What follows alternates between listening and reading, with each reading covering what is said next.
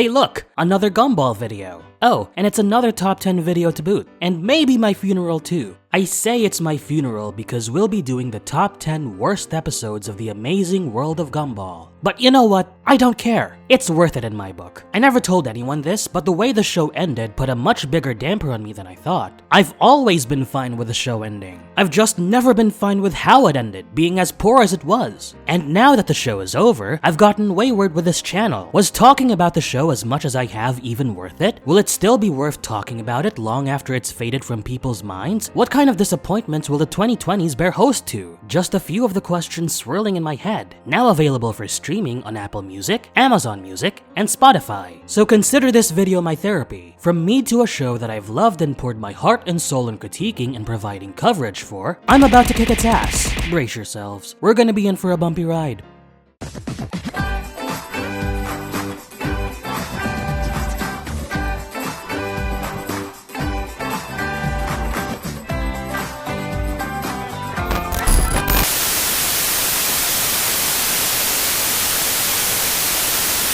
Did she say avoid or go through the forest of doom?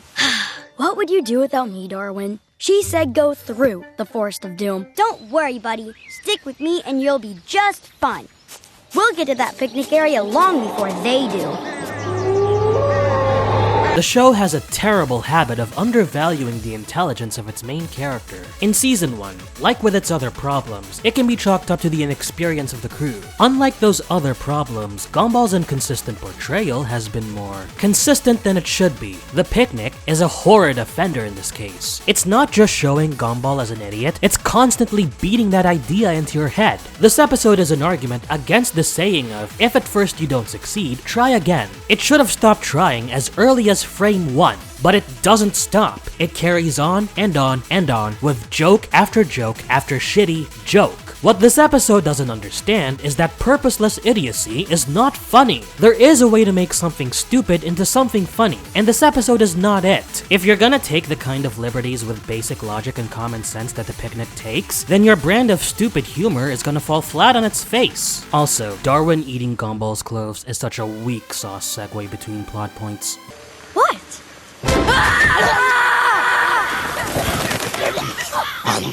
What is wrong with you? You ate all my clothes! Yeah, Darwin, what is wrong with you? The picnic?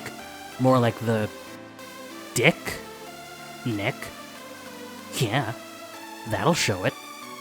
Ugh, moving on.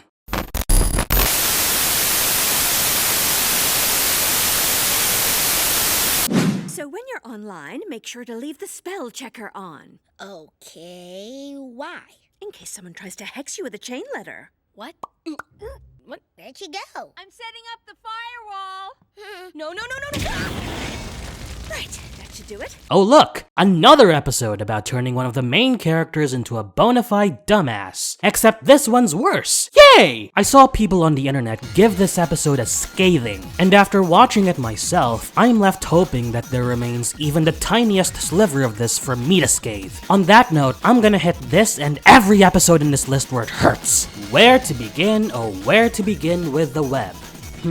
So many good places to start, in fact. I could start with the fact that Nicole is one of my favorite characters, or that the episode disregards the nuances that make Nicole more than just a character in the name of insipid humor that the show is too good for, or should be too good for, or how the plot is as thin as Harvey Weinstein's, Bill Cosby's, Dan Schneider's, and Kevin Spacey's chances of reviving their careers. Yeah, no one and nothing is safe in this video. I did say bumpy ride. While both the web and the picnic are persistent with their shared premise, the picnic gets default leniency due to it being a season 1 episode and not having an 8-year background to hinge itself on. The web has no such luxuries. It has no excuses. Hell, this episode wouldn't work in any season. It's persistent, it's not funny, it's predictable, and worst of all, it tarnished Nicole as a character. The episodic format of the show be damned.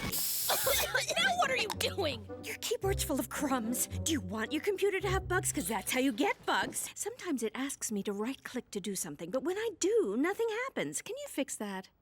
Show me. Look. OMG, you're such a mom. Hey, watch your tongue. What do you think OMG means? Well, I don't know for sure, but if I had to guess, I would say, offend my grandmother. So what do I do next?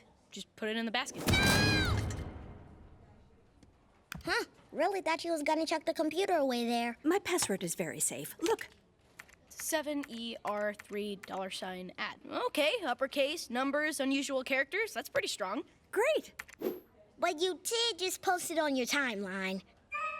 Because it's not like we've seen Nicole use technology competently before. Give me a break. And yes, I am aware that this is Nicole's final major role, which is just the piss-glazed cherry on top of a cake baked from a stable's worth of horse shit. What's that? You were eager to see what Nicole, Grandma Mary, and Grandpa Daniel would get involved in? Or maybe at least one more window into her relationship with her husband and her children? Well, up yours! This is one cruel world, so either grow thicker skin or get out of my face! Screw this episode.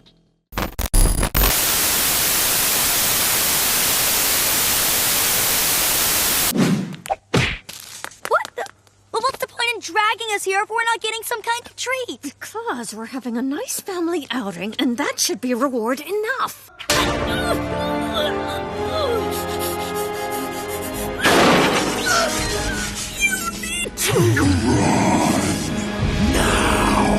Two Nicole-centered episodes in a row. Why? Why? There's a fair bit of work that goes into pulling off a butt monkey character. They need to have the right blend of unempathetic qualities and justification for the karmic retribution that befalls them, and above all else, their suffering has to earn the audience's amusement, not their sympathy. The Limit does not meet any of these criteria. It's one of those episodes that's content on punishing a character for a perfectly reasonable thing, and it relishes in the punishment it dishes out. As far as Nicole is concerned, she's well within her right to exercise her authority on the family. As for her husband and kids, well, no. Just no. No! Get your hands off her! That's my wife! If anyone should win those huggy bites, it's me! I see. Then how about a free makeover session? No! No! Not the eyebrows! It's nothing personal, Mom! It's just business. I don't know what the hell got into them that made them an insufferable lot. Wait, I think I do. It might be a case of whatever-itis, where a character is shown differently depending on how an episode is written and storyboarded, and who was in charge of both. It's a consequence of episodic shows, I get that, but if that consequence can't be overcome anyway, the episode is worse off for it. Where The Limit really fails is that it invokes sympathy instead of hilarity, and if a butt monkey invokes only sympathy and no hilarity at all, that's an instant failure on the part of the comedy. It only spells disaster. I'd forgive the episode more if Nicole was legitimately being terrible as opposed to, you know, a sensible parent, but nope. Oh, no. It boils down to 11 minutes of her putting up with the family being categorical jackasses. If you can help it, avoid The Limit and look for a more fascinating episode about a butt monkey. Go watch something like The Curse, at least that's of some substance, and it's also a precursor to the series' most famous traits. Now that's an episode that gets way too much hate.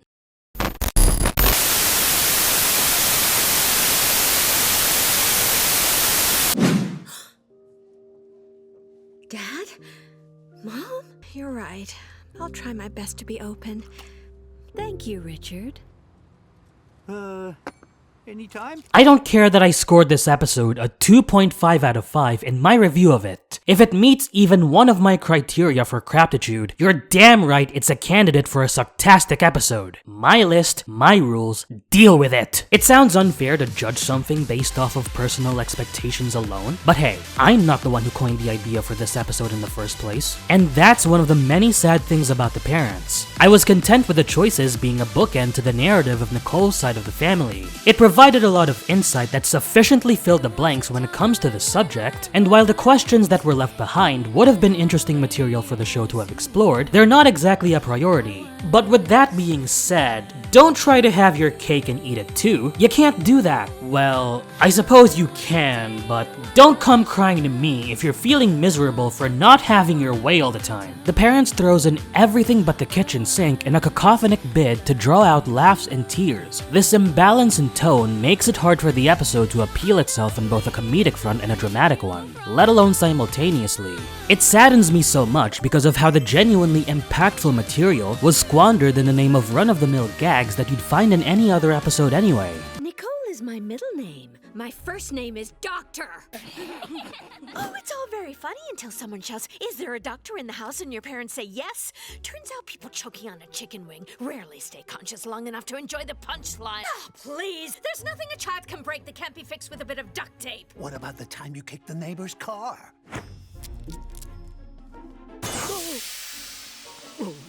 You never even came to our wedding. We did. We went to Rusfup. What? On your invite, it said Rusfup. No, Mom. It said RSVP. Oh, right. Well, we went to the town of Rusfup in Moldavia. I was the only woman in the region. Everybody tried to marry me, even a dog. Also, I did not appreciate the episode rubbing these practices in my face. It's like if a farmer mocks one of his cows by dangling the cattle prod he electrocuted it with before its very eyes and going, "Ha ha ha, I traumatized you with this thing." Except this episode didn't actually traumatize me, but it did piss me off. I can't deny you the right to know your grandparents just because of a grudge. What? No, I meant that they owe us hundreds of Christmas presents. I really thought I raised my children better.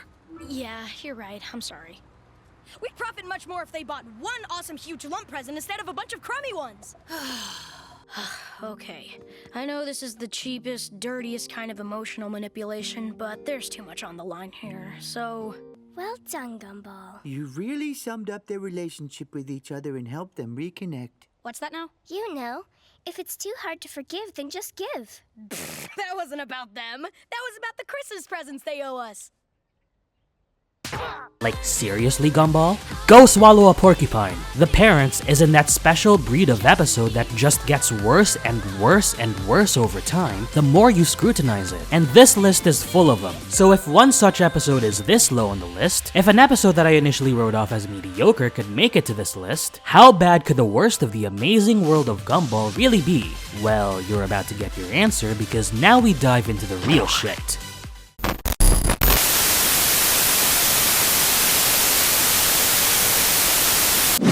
So, who would you invite? Never you mind. Oh, come on, tell me. No, you first. Oh, fine. But you gotta say yours at the same time. On 3. 1, 2, 3. Penny you! What? Oh, Fuzzy! You haven't changed at all. Oh, so it's congenital. Oh, Darwin, this is Fuzzy, my BFF. Oh! Pleased to meet you. There's a strange relationship between Gumball and the concept of jealousy. The show has addressed the subject matter as early as season 1's the 3rd. On a good day, it'll concoct something like The Flower, where the characters show great synergy with each other, a blasé plot is given a fascinating spin, and both result in an overall funny outcome. On a bad day, the show pukes out the Bros and the BFFs. And yes, they are in fact tied for a spot in this list because they're the worst examples of Gumball's take on jealousy. Well, some of the worst. Now, behaving irrationally because you're jealous of something or someone is human nature. I'm guilty of that myself. We all are. But if a character's irrational behavior totally flies in the face of who they are and or lead to easily avoidable consequences, then frankly, I don't empathize with that character. In The Bros, Darwin's jealousy towards Gumball and Penny's relationship is a lapse in logic that I cannot overlook. Yes, we've seen that he's capable of bouts of anger when adequately provoked, but his line of thinking in this episode goes beyond describing. There's enough space in my life for the both of you. She's crowding us. She's suffocating. She's oppressing us. She's smothering, burning us. Okay, enough! I wanted your opinion on something important, but if it's gonna be like this, then just go home! I need to go to the store anyway. Okay, can I use my hand at least? Never mind. So, Darwin, I hope you don't feel threatened by me, do you? No. Okay, good.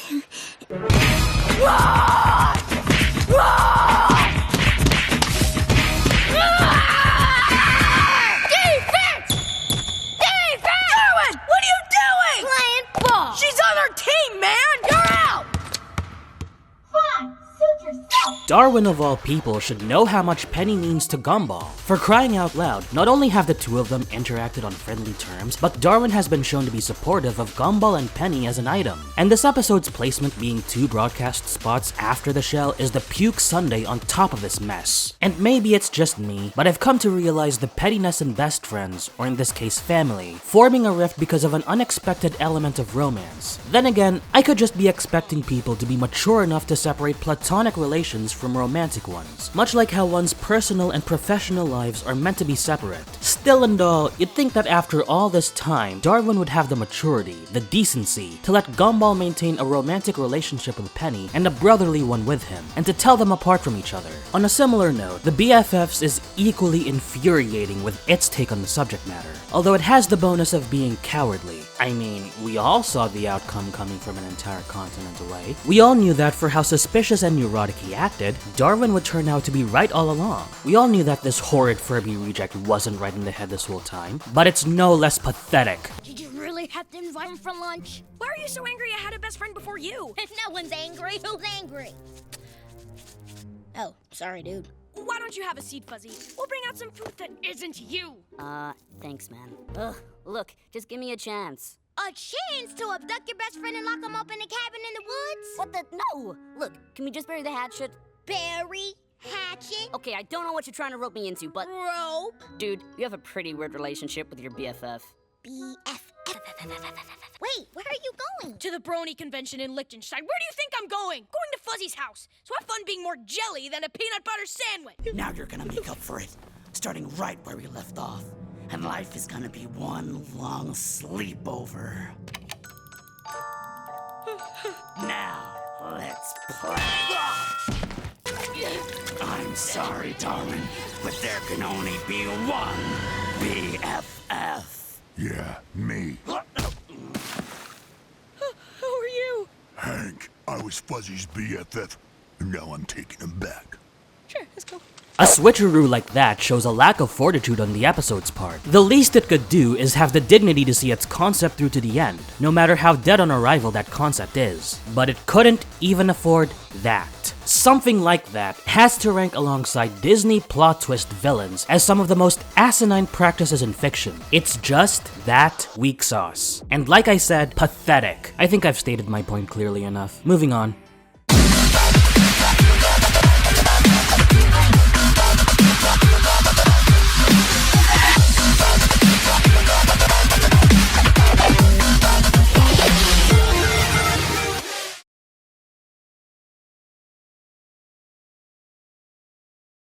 In a world in chaos, two heroes fight for the power of friendship. Dude, what's with the voice? It's my movie voice. Danger. Kung Fu. Bananas. Ghosts. Donuts. Robots. Explosions! All of this in the amazing world of Gumball! New series premieres Monday, May 9th at 7:30, 6:30 Central on Cartoon Network.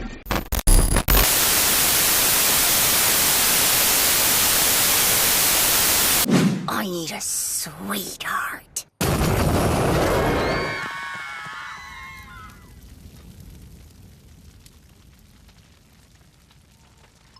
Dude, she's not a gorilla. What is she then? She's your new girlfriend.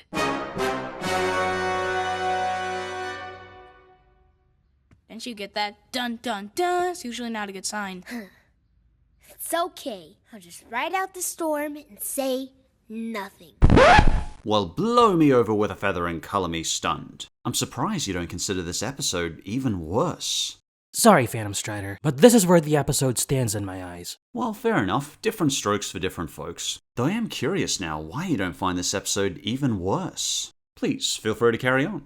With pleasure. During my first viewing of The Girlfriend, I wasn't privy to the subtext of abusive relationships. Not that it wasn't there to begin with, but I was too annoyed by the cracks in the characters and the narrative that it flew over my head. First and foremost, there's the issue of Jamie being too OP an antagonist, too one-note to carry an entire episode by herself, and above all else, a karma Houdini. 3 for the price of 1. I love it! Except, not really. What's her deal? She doesn't understand the concept of love? She can't distinguish between an insult and a compliment? Okay, whatever. But watching 11 minutes of this brainless bitch trying to process the simplest of things is tedious. And not once does the episode switch up on the humor at all. It's the same monotonous joke again and again and again. Okay, rule 1. If you ignore me or break up with me, there will be serious consequences involving you, me, a spoon, and a salt shaker. Wanna share Gumball's lunch with me, sweetheart? Hey, Jamie, if a coconut has both hair and milk, why isn't it classified as a mammal? To think we've only been together for a day. It takes some couples years to have the kind of long, comfortable silences we have when we're alone. You're not alone, and this isn't exactly comfortable. What did I tell you? Darwin, why aren't you sitting next to me? He is next to you. But he's also next to you. So? So? I'm tired of having to share my boyfriend with his other boyfriend. Wait, there's a big difference between a boyfriend and a friend who's a boy, you know. Not to me. And this is supposed to be the episode that puts Jamie in the spotlight? Her moment where so much more about her is discovered? Nope, not even close, and no cigar. What's just as frustrating is the note the episode ends on. What does Gumball say to cap things off? Jamie! You don't understand. Love is not something you take, it's something you earn. You think I'm stupid? You think I don't know what love is? You know, dude, all you had to do was keep your mouth shut and say nothing. Oh, piss off! I hate swerve endings like this, especially when they come after a bad time such as this episode. And yeah, the aforementioned subtext that these shortcomings create is hard to ignore now that it's been brought to attention. Think seahorse seashell party on a diet. The girlfriend's handling of the abusive relationship subject matter is bad, but I'd say that SSP has this marginally beat in its blatancy. In the scope of Gumball episodes, yes, the subtext is awful, but some of the upcoming episodes are worse in this department. As far as this episode goes, you're better off skipping it and watching Season 6's The Buddy instead. It's the episode that not only Jamie needs, but one that Anais needs as well. Ah, that's better. Well, that's an interesting take, Martin. I can respect your opinion on that. Thank you, Strider. Don't get me wrong, this episode grinds my gears just like it grinds yours, but I really do believe that the show has done much worse when it comes to its writing and its underlying content. Well, as I said, different strokes for different folks. But I think we can both agree on one thing. Oh? What's that? I think an episode like this can serve as a reminder that some cartoonists need to be more careful with the messages they put into shows watched by kids. Most definitely.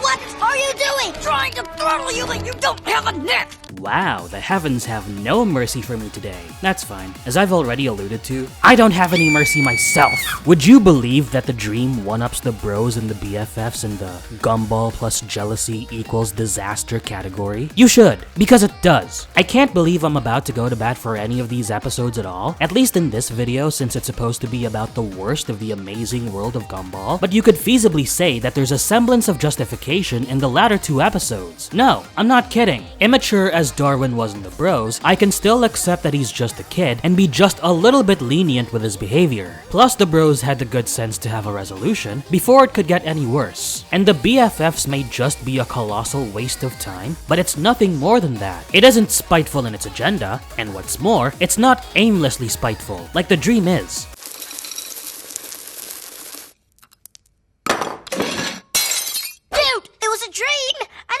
Penny, it wasn't real. I apologize. For something I didn't do. Okay? I'm sorry, man. I can't accept your apology. Especially if you don't mean it! You and Penny both betrayed me. Penny didn't betray you. Nothing's changed. She would never pick me over you. Ask her. This is all your fault! Dude, still no neck. Look, what am I supposed to do? You can kiss the person I love most in the world if it makes you feel better. It was the ultimate betrayal. Do you mind telling me what's going on here? Gumball had a dream where I kissed Penny and now he hates me. You didn't just kiss her! You stared me in the eyes while you did it like an evil sultan! You do know that this is all in your head, right? And Darwin didn't actually do any of the things you saw in that dream? There's something vindictive about the dream that pushes it ahead of both the bros and the BFFs in being so awful. Between Gumball's irrational behavior, his harmful intent against Darwin, and the shit note that the episode ends on, you'll be hard-pressed to find anything enjoyable in this episode. You thought Darwin was petty in The Bros? You don't know petty until you've seen Gumball in this episode. I know you're upset, but could you at least make eye contact with me?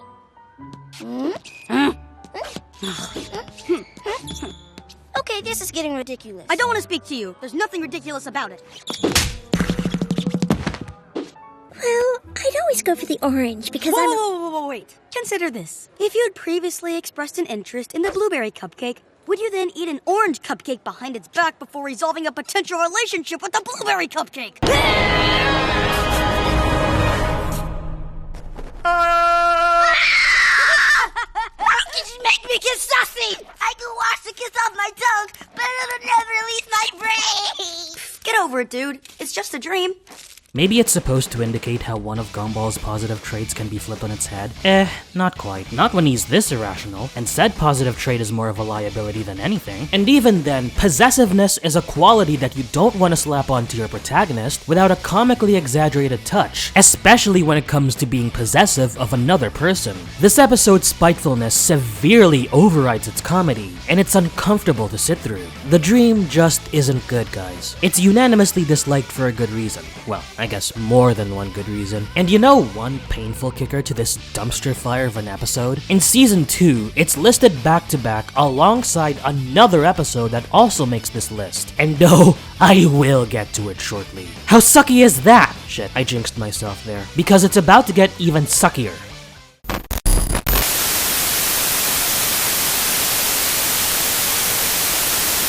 How about we swap roles? Mom, you'll be a guy, we'll be women, and you'll be a grown-up, and Dad, you'll be a little kid. And then we'll see who really has it the worst.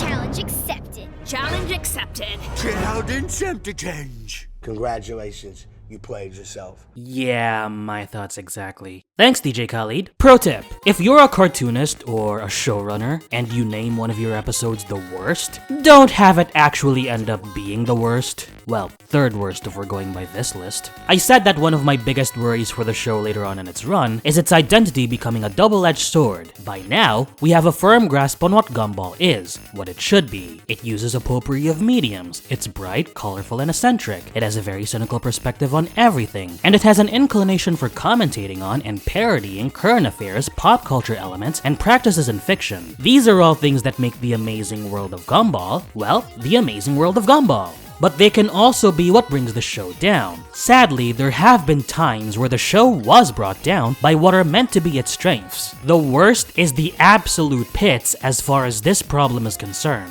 Look, I get it. Satire is a big selling point in the realm of comedy. Nothing's more hilarious than acknowledging and making fun of the shortcomings of others and oneself. It's the epitome of the principle of comedy being subjective. It's all well and good, unless your satire contains bad oversights. Let's start with the toxic and regressive rhetoric. Or rather, the fact that Gumball, a normally clever show, had to resort to such a toxic and regressive rhetoric. But you know who really has it the worst? Kids! No matter how right you are, everyone is just so condescending! They don't smell like the chemicals we've been taught to associate with manliness! Quick, everyone! Question their masculinity in a sarcastic way! Mr. Yoshida, how come we've never had a female employee of the month? We can't have a picture of a woman. It would distract all the men. Then who would be employee of the month? Am I being banned? No, if we banned you, our sales of adult bibs would drop by 100%. But could you please just grow up? What's the point? Being an adult's the worst. You'd think it would open doors for you, but as soon as you actually try to open one, everyone on the plane starts wigging out. And here I thought we've outgrown stereotyping in our society. Here I thought that society's conventions of masculinity and femininity were bullshit. Oh wait, what am I talking about? They were always bullshit! But no, perpetuating stereotypes is totes hilarious according to this episode. I didn't even shave today. I washed 3 parts of my body with a damp face cloth and I'm good to go. Wow, I never realized how little time guys spend looking after themselves. Okay, the interviews are on the top floor.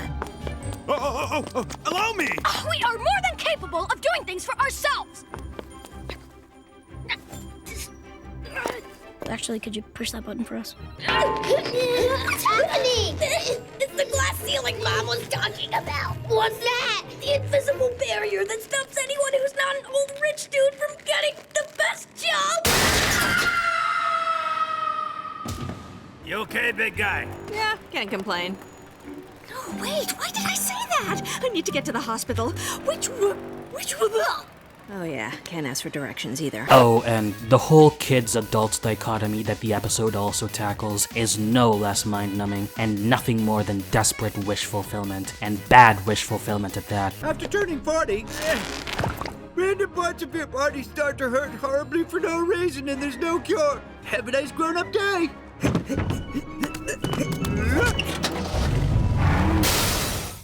Oh yeah, kids can't drive. Right, middle-aged metabolism. Anything that enters my body now makes me fat. What? Air as well? Study! Exam! Study! Another exam! Study some more! Exam! Break time. Break time's over! Forget it. I'll just file this along with all the other hopes and dreams adults have. The episode pretty much starts bad and stays bad. The absolutely rotten commentary, if you can even call it that, is one thing. But the plot is as shallow as Stephanie Meyer's attempts to convince me that Bella Swan and Edward Cullen are a romantic item.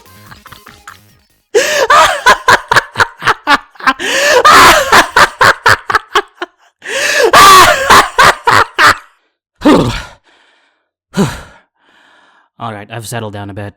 Phew. Yeah, I needed that. Hey, I gotta have something to make me laugh while doing this video. Okay, so where were we again? Oh yeah, the swapping of roles doesn't work because the family members are incompatible with the roles they assume. The one thing that almost works is Nicole being a construction worker, but that fails by proxy because Gumball and Darwin can't feasibly fill Nicole's shoes to any capacity. Oh, and, you know, female construction workers are totally normal. Yeah, there's that. Some of the humor being clumsy doesn't do the episode any favors either. Like Richard's entire angle where he stays in exactly one spot as the background cycles behind him, giving the illusion that events are happening when they really aren't, or Gumball being melodramatic about the struggles of your typical working class woman. The least this episode of an animated comedy series could do is be funny, but it doesn't even do that. What a miserable failure of an episode. After the series has taken 5 steps forward, the worst comes in to take 6 steps back, and this far into the series run, that's not a good sign. So I guess we're all agreed. Everyone has it equally bad. Well, no.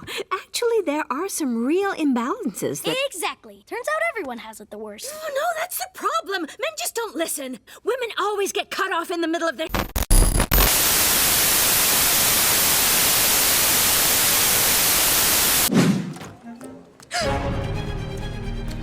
No! It's my mortal enemy, Rob. Do you think he saw me? Have I ever told you about Rob? Yeah, once or twice. Look, I try to end you, you try to end me. You save me, I save you. It got complicated. I need something more simple right now. Oh, and Banana Joe is simple? Okay, so I'll give you that. But I thought we had something. I guess you and I just kind of drifted together. Back in my recap of the February 2017 Gumball, the X had the dishonor of being awarded the lowest score I've given at the time, a 1.5 out of 5. If I could go back in time and redo that review, I'd lower that score even more. Serialized storytelling in Gumball is somewhat a point of contention for the show. It's not everyone's cup of tea, with one camp finding it out of place in an episodic structure, and another camp enjoying it for breathing new life into the show and giving it structure. I fall into the latter category. Gumball's overarching narrative taps into its unseen potential, transforming the show into so much more than an unassuming sitcom. It adds a whole new layer to the characters and setting, and makes the turn of events more impactful to the viewer. It gives people even more of a reason to invest their time in the show, which isn't as common for comedy shows anymore, and is a sight for sore eyes. And for a while, barring some bumps on the road, I've enjoyed every direction the show has taken. And then shit happens. And by shit happens, this episode happens. Ignoring the fact that I was initially scared into thinking that one of the best romantic couples this side of 2010's animation would come to an unceremonious end, the X turned out to be a much worse monster than anticipated. How wrong can a concept seem on paper and be even more wrong in execution? It boggles the mind! So what are the problems with this episode? Gumball's shitty characterization, Penny turning into a diet version of Meg Griffin, the total idiocy of the plot, whatever semblance of one there is to be found, the god-awful ending that takes a categorical dump on the continuity the show has been building up? Actually, the episode as a whole is a big steaming dump in and of itself. The one-dimensional writing of Gumball shits on a normally more nuanced character and reduces him to a total numbskull, with none of his admirable qualities and his more aggravating ones dialed up to 11. You have one unread threatening message. It's from Rob! I'm too excited. You read it! I hate you more than anything in the world. I'm gonna smoosh you out of your yellow skin. Okay, he's colorblind. He never mentioned that before, but secrets are fine.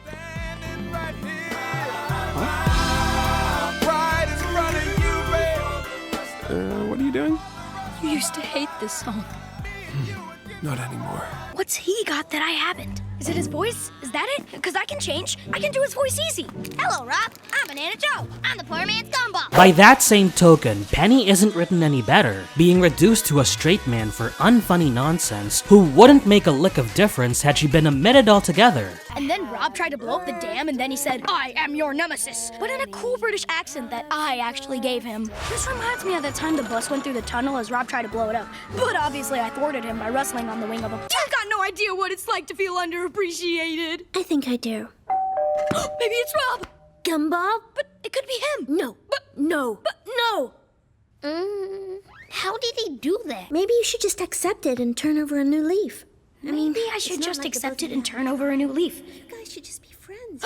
Maybe we should just be friends. Don't worry, I came up with a much better idea while you were blabbering on. Me and Rob are gonna be friends. That is literally what I just said. Oh, we make such a great team. I've smoothed things over with Penny as well. I couldn't find any cards that said, sorry I spent all this time ignoring you because I was trying to get some dude to hate me. So what did you do? Thank goodness, I couldn't breathe in there. Yeah, I couldn't find any balloons either. Finally, Rob is a meandering soul with a motivation so clumsily constructed that it might as well have been made out of Jenga blocks. Why the hell is he going after Banana Joe all of a sudden? A question we will never know the answer to. I know some viewers enjoy the dynamic that Gumball and Rob share in this episode, with a fraction of them passing this off as a standalone story with no real weight to the grand scheme of the show, but there's just one problem. It's not a standalone story. It's part of Rob's overall arc, which is, oh I don't know, one of the show's main story arcs. The episode is a direct continuation of the disaster in the rerun, even acknowledging the events that took place in that two-parter. It may be an indirect acknowledgement, sure, but the X does indeed pick up from where that two-parter left off. Think of my criticism towards the parents, but with no silver lining. The parents at least had the good sense to forward the narrative it was part of, caveats notwithstanding. Shit, that's the second time I went to bat for these episodes in this video. I hope it's at least proof that I'm thinking all this through. It was funny when the show ridiculed the whole status quo as God trope in the finale back in season 2, but it's not so much funny as it is insulting when it adheres to the trope itself 3 seasons later, and proof positive that said adherence is damaging. These characters and this setting are not disposable. If they were, they wouldn't have undergone the tremendous and meaningful developments they've gone through, and the audience wouldn't have established a deep attachment to them. And the X's treatment of them as such really is, like I said, insulting. I called the X a slap in the face in my original review of it. I should have added that it's also a kick in the nuts, especially when it wraps itself up like this. I think I really Say it. hate you!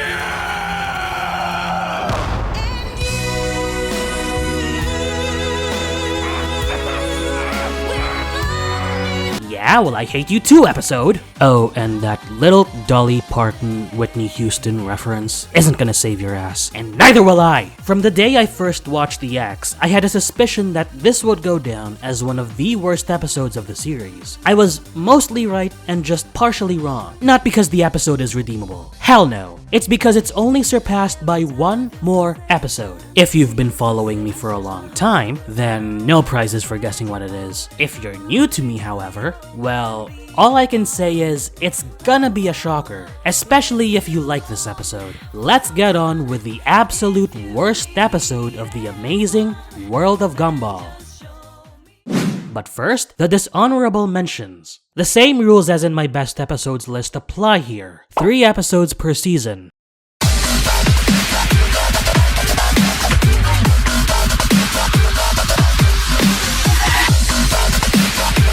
Season 1. The Laziest. If you can find anyone lazier than me in this town, I'll do your chores for a whole day. And if you lose, you'll do mine for the rest of your life. How does that sound? Sounds pretty fair. So, now that you've lost everything, will you come to our lazy off? Yay, Lee! High five! The Robot. I'm a real boy on the inside, but not on the outside. Initiating transformation. What the? I can't believe this report card. What's happened to you, Gumball? You're like the same, but better. You're the best son a family could wish for. We love you, Gumball. The Genius. Please resolve the following equation using the marker pen provided.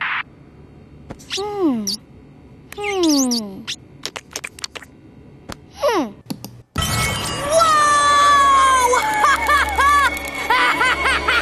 It's beautiful! I can feel it! I'm totally learning something!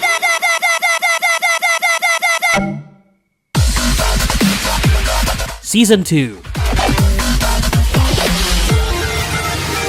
The Fridge. I guess I'm just good at being happy. Well, that's not good enough, little man. As of tomorrow, I'm turning you into a winner. But right now, you're on the rainy cloud. A desert? Yes? You're walking home. No, don't you dare leave me! The Promise. To you, my banana friend, by the end of the weekend, we shall discover the source of your anger and appease your wrath. No, dude, we shall not. It's our special weekend. And nothing's gonna ruin it! Don't worry, we'll work it out. Come on then, buddy. Let's go and see Joe. Maybe it can wait till tomorrow. You want to play that game as much as me, don't you? Yeah. And I'm sure Joe's getting on fine without us. I'll be here soon. The Castle. Elmore is talking about how laid back you guys are. Can I hang out at your house? I'm not allowed to be myself at home. I hereby grant thee thy fairest and most cherished wish. What? That means yes.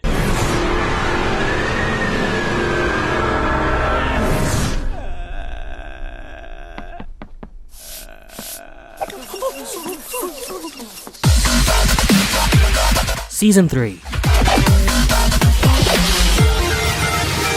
The Coach. Getting any further away? Oh, there you go. Hi, Mr.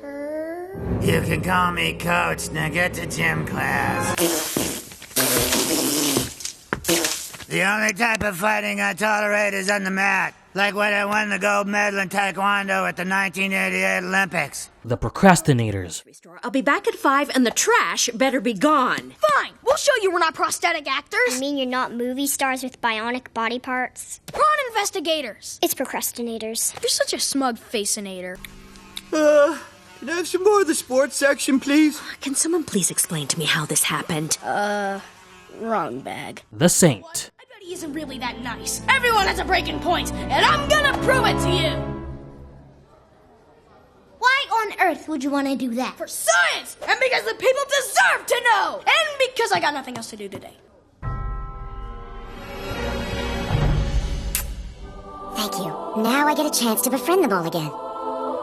I won't break you, man! No one's this nice! No one! Because if they were, I'd have to ask some very difficult questions about myself! Season 4. The Sale. Mr. Robinson selling his house is not the end of the world. Maybe we'll get some pleasant neighbors this time. Take that back! No neighbor could ever replace the miracle that is Gaylord Robinson! Take it back! What the? What are you doing? Making memories. We're never gonna see you again. We gotta make every moment count. Are you sure, Susan? We could always make a higher offer. The soil was perfect. No way, the neighbors are unbearable. Anyway, who'd want it? It's covered in raw sewage. The Apprentice. Fitzgerald, or should I say Dad? No, you shouldn't. No, I know you don't think of me as good son-in-law material, and that's why I'm here, to prove that I'm worthy of your daughter. Come on, challenge me! Challenge me, Patrick! And so the apprenticeship begins, learning from the man himself. I think I'm gonna be sick. Wait, this is the perfect chance to protect you in a vulnerable situation. Commencing Operation Peanut Butter. Sir, it may not be safe. I'll go in first. The Misunderstandings. What? But I thought you said we were gonna meet at dinner. Yeah, we're having lunch at dinner. The new diner that's just opened.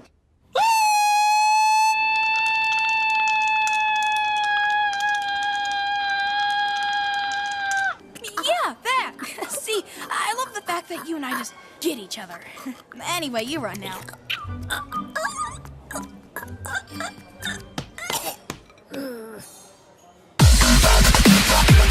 Season 5.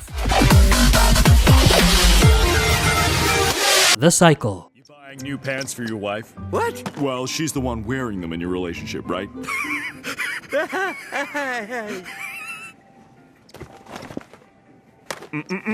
Try these on. I think they're more you. Did you take a good look at this letter? It is literally signed Principal Braun. But who would do this?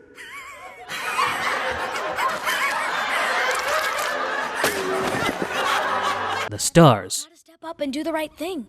Leave a mean review about Larry online and ruin his life with complete anonymity. That's both lazy and cowardly. Pass me the laptop. Too small and round, 1 star. Hey! Has a dress sense of a fever dream and is easily confused. Hey, I dyed this tie myself. Or is it tied this dye? Ugh, the sun's too hot. 1 star? Would not recommend to a nearby solar system. Rate me 1 star. I am 1 star. The diet. Sure this diet's working? Absolutely. I feel incredible. It's given me so much energy. Yeah, you did just sleep for 36 hours. That means I missed a whole day's eating. Are you thinking what I'm thinking? We use food to trick Dad into exercising. Huh, that never usually works.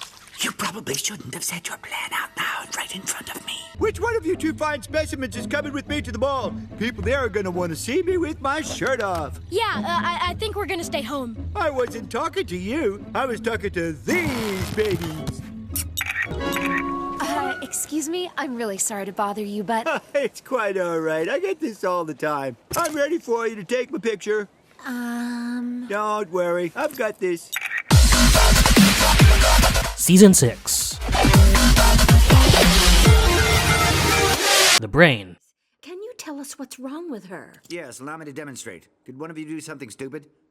I got it. Just as I suspected. Your daughter's been facepalming at your stupidity for so long it's becoming dangerous.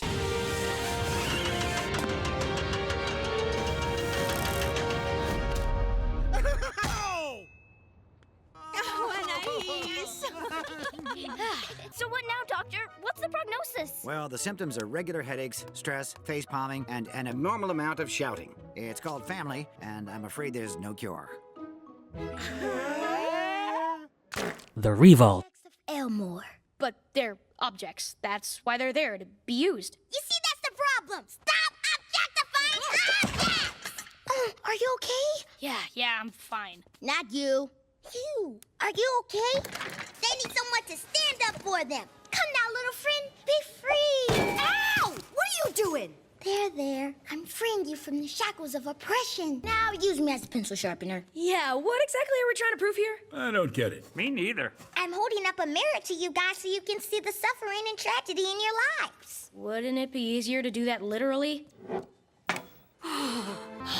You happy now? I've got to spend the rest of my days as an easel. It's all right for you. I just gotta hope he doesn't want to sharpen that pencil again. The Inquisition. Elmore Junior High. My name is Superintendent Evel. Let me reassure you, I did not come to this school to break you and rebuild you from the bottom up. That's a relief. I came to break you.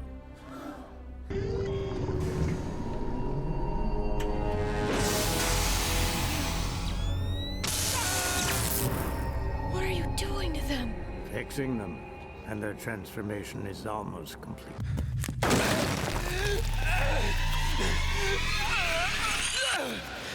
Oh no, it started.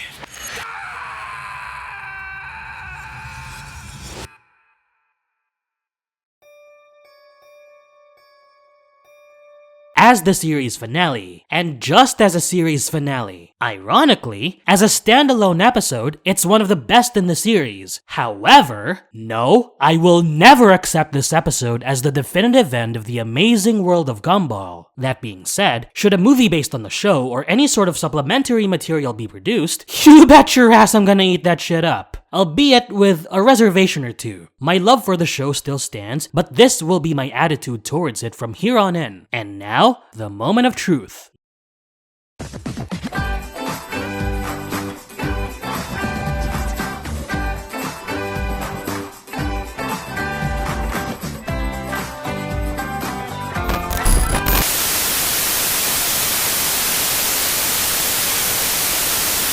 What's our dad good at? He's good at being nice. No, more like a skill. Is sweating without moving a skill? How about putting on weight? He's awesome at that. He must be good at something. I guess he's only good at being embarrassing. You clearly don't appreciate your parents, so until you apologize to your father, we won't be doing anything else for you. Let's see how long you last. Challenge accepted.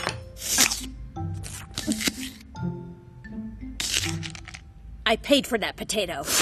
I wasn't hungry anyway. There is absolutely no contest with this one. None whatsoever. Even my runner-up stood no chance in usurping this undignified throne. To this day, this thing holds the dishonor of being one of the most unpleasant viewing experiences I've ever had in my entire life. This should come as no surprise to any of you who've been following me. Those of you who are new to me are no doubt asking yourself, why? Allow me to enlighten you. As early as the initial air date, I felt something uncomfortably off with the hero. Of course, me being younger and none the wiser back in 2013, I couldn't wrap my finger around exactly why this episode bothered me. But as I grew older and my sensibilities more refined, the answer became crystal clear to me, as did my seething hatred. The hero is what happens when you think you can easily sweep your transgressions under the rug and not bear the full brunt of the consequences. This is what happens when you try to contrive a certain type of emotion in your storytelling, but only wind up digging a deeper hole for yourself. This is what happens when you degrade the integrity of the characters and betray their very defining foundation during said emotional contrivance. You see, Season 2 might have been an early phase of the amazing world of Gumball, but it was also the time the show was coming to its own.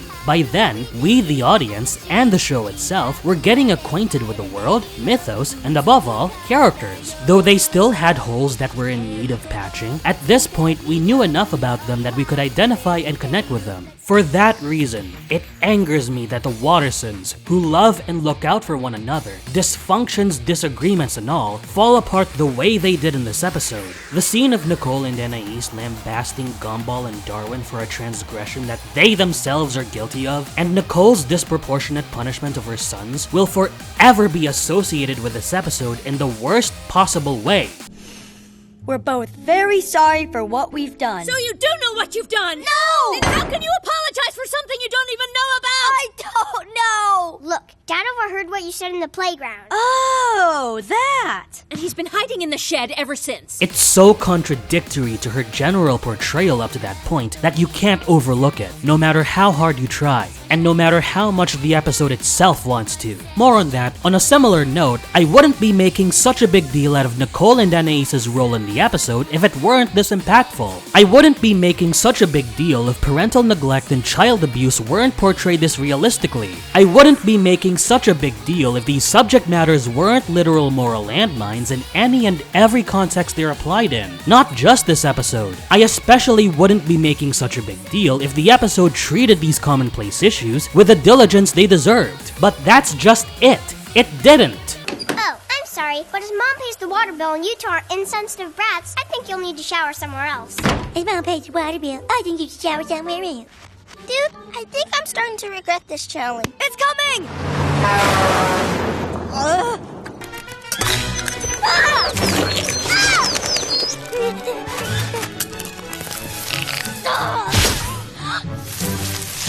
As long as it's edible, I don't care. Poor little thing. Get it! Instead, it had to make way for a sappy emotional crutch that, on its own, is actually put together well, and would have worked better if the pacing was better. Or, you know, if the entire episode was better. It's such a shame. Richard's song in the middle of the episode is legitimately nice, with the soft melody from the piano, Dan Russell's gentle vocals, and the framing of the scene all encapsulating Richard's inadequacies as a father. I remember when you were still little, my little ones. I was the giant who picked you up when you fell down. But does the hero deserve it? Oh, fuck no! Not with the episode's sudden escalation, and the song's actual placement being immediately after the unquestionably worst moment of the whole series, among the other flaws of the episode. No fucking way! What's even sadder about this episode is that no one here except for Richard is likable. Well, that's not entirely true, but it's hard to root for any of the characters save for Richard and Darwin. I explained how horrible Nicole was, and I should also add that Anais's role, while comparably smaller than Nicole's, still contributes to the toxic tone. Darwin skirts the fine line between liked and hated due to being the usual second fiddle to his brother, yet redeeming himself halfway by taking agency and attempting to make reparations. But Gumball, oh my god, Gumball! What the fuck is wrong with you, kid? What in the world happened to you that made you such a prideful, obnoxious, and dislikable runt? I wanted to be on your side because you didn't deserve your mother's bullshit, but no, I'm not standing by your bullshit either. I'm not standing by bullshit from any one of you. Even though Gumball raised some very valid points about Richard, I really can't abide his behavior in the latter half, which just ruins any chance for sympathy he had. I'm giving you reconciliation with your father. Oh, man. I should have known it was something lame like that. How am I supposed to get up there? Oh, I don't know. How about you get us down using that ladder right there? Oh, yeah. Okay. Yeah, great job. Do you want us to save you before you save us?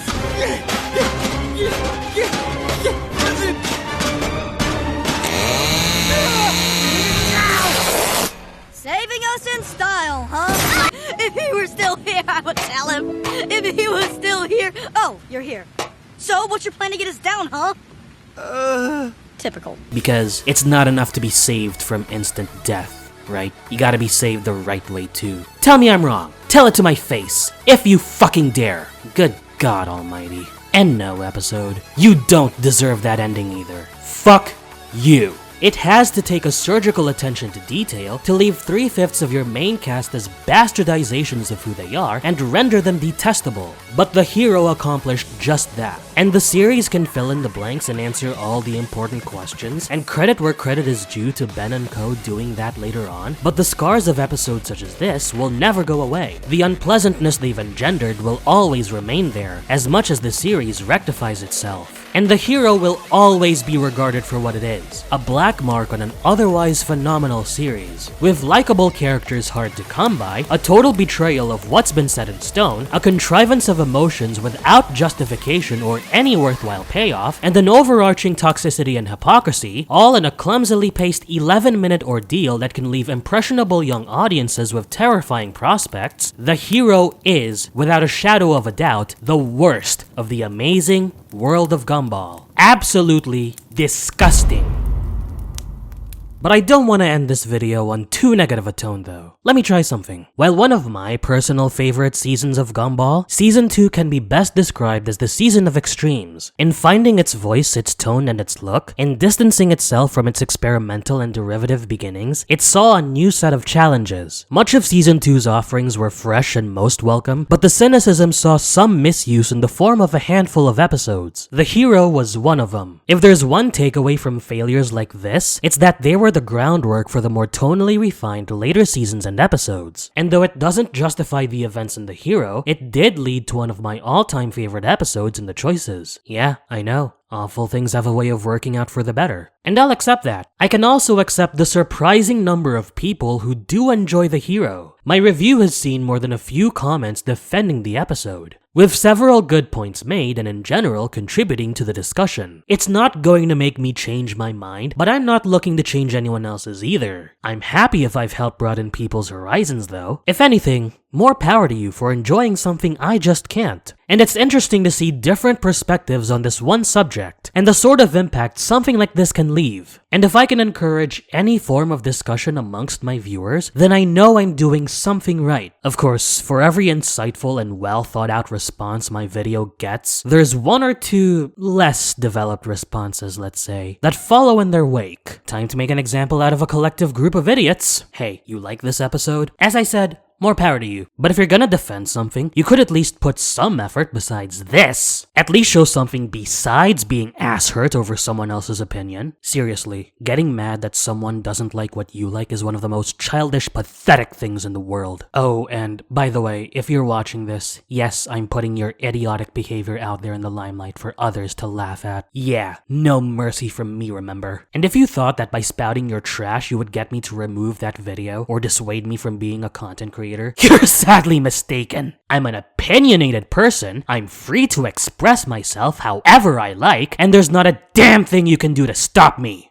Better men have tried, and better men have failed. So deal with it, motherfuckers, and thank God for me. Oh, no, that's Jim Sterling's shtick. Sorry, Jim. Ah, that felt great. Well, that was a long time coming, wouldn't you say? Man, it's exhilarating to talk about Gumball again. And in a different light from what I'm used to boot. Tells you what a big deal the show is to me, doesn't it? And yeah, I'm expecting people to disagree with me, which is fine and dandy. I'm also expecting some of those people to have their jimmies rustled and to bitch about another person's bitching. But if there's one thing you can take away from this video, it's that while Gumball might still be one of my favorite animated shows from the 2010s, I'm not blindly affectionate that I'll just sweep the obvious flaws beneath a rug. To me, that's the mark of true fandom. Enjoying something while not being afraid to acknowledge its shortcomings. And the key word here is fandom. At the end of the day, I'm just a fan of a show who happens to have established a platform for himself and uses said platform to make his voice heard and his opinions known. In this regard, I'm no different from any one of you. And on that note, as always, anything as opinionated as this video should be taken with a grain of salt. With all this being said, I'm looking forward to what the 2020s have in store for us as far as animation goes. And with the start of a new decade, here's to a fresh start for this channel and me as a YouTuber, and all of us as one big society. Until the next video, I'm the one and only CR Martin, and I'll see you guys later. Ciao for now, and happy new decade!